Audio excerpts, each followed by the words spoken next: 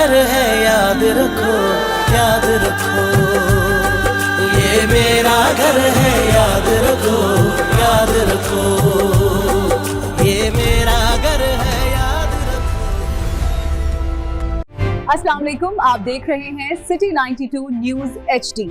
चलते हैं आज की अहम खबरों की तरफ। झांवरियां सरगोदा झांवरियां से जफर अब्बास की रिपोर्ट के मुताबिक द क्रिएटिव स्कूल पुल वजीरी ने मैट्रिक के सालाना इम्तिहानात में शानदार कामयाबी हासिल करते हुए 100% रिजल्ट हासिल कर लिया।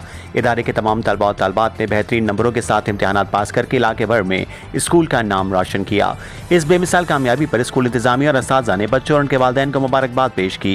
प्रिंसिपल साकिब भट्टी और वाइस प्रिंसिपल मोहम्मद हुसैन अहमद का कहना है कि ये शानदार रिजल्ट असातिज़ा की अनथक मेहनत और तलबा की लगन का नतीजा है और द क्रिएटिव स्कूल आइंदा भी मयार तालीम पर कोई समझौता नहीं करेगा।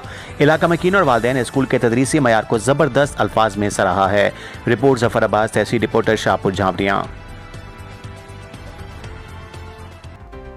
अब तक के लिए इतना ही। मजीद अपडेट्स के देखते रहें city 92 news HD। Stay tune with us.